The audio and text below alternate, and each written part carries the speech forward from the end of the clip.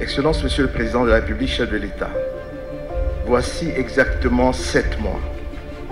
Vous avez mis un accent particulier dans votre déclaration d'investiture sur la thématique de la sécurité qui est, je cite, la priorité des priorités, une exigence républicaine et la première des libertés.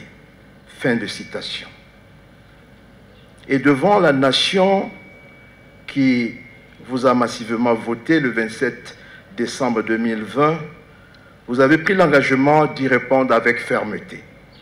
Aujourd'hui, la cérémonie qui nous réunit en ce lieu qui va désormais abriter le ministère de l'Intérieur et de la Sécurité publique est une réponse concrète aux attentes légitimes de nos fils et nos filles qui aspirent à mener une vie paisible pour vaguer librement à leurs activités quotidiennes, à l'école, au bureau et au champ sans crainte d'être attaqués ou massacrés.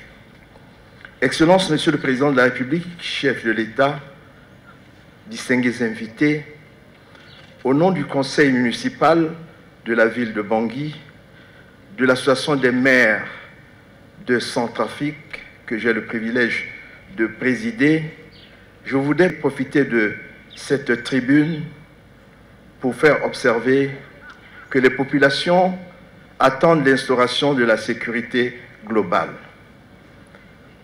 Au-delà de la notion de la sécurité par les armes, qui garantissent plutôt l'intégrité du territoire de nos compatriotes, tous veulent tourner définitivement les pages les plus sombres de notre histoire pour apporter leur contribution dans la construction d'un destin commun. Comme un seul homme, nous devons apporter notre pierre pour bâtir un état de droit, pour une justice équitable et non pour la raison du plus fort. Que chacun de nous, qui détient une parcelle de l'autorité de l'État, s'imprègne de la vision des actions du Président de la République afin que nous formions une communauté de vision et d'action d'où sortiront les valeurs qui sous-tendent la devise de notre beau et grand pays. Unité, dignité, travail. Excellences, Monsieur le Président de la République, avec votre permission, je vais partager avec l'auguste assistance une confidence faite par la présidente de la Cour constitutionnelle. Pas une fois, pas une seule fois, je répète, pas une seule fois, vous l'avez appelé pour donner des instructions ou faire des injonctions relatives aux élections présidentielles et législatives. Voilà un exemple que chacun de nous doit suivre dans la conduite des affaires publiques.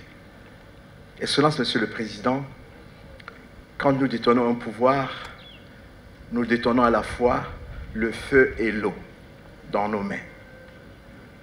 Quand nous sémons la haine, la division, nous allumons le feu, alors que nous avons l'eau. Nous sommes l'eau et le feu.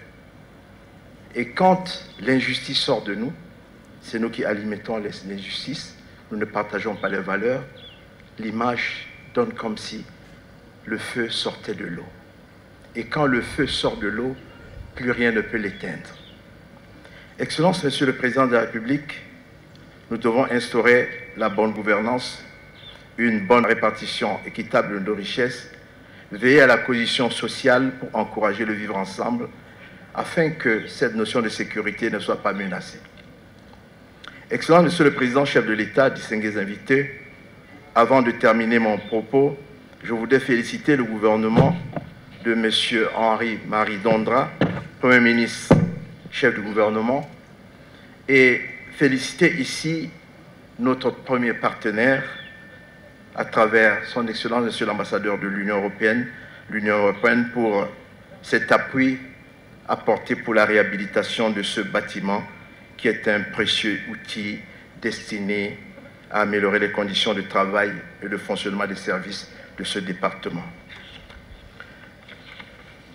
Je souhaite qu'il en soit fait bon usage et je demande à tous Centrafricains de protéger cet immeuble-là, de veiller à ce que nos partenaires attendent de nous un accompagnement dans le sérieux que nous apportons et pérenniser tous les projets, tous les accompagnements, tous les appuis qu'ils nous apportent.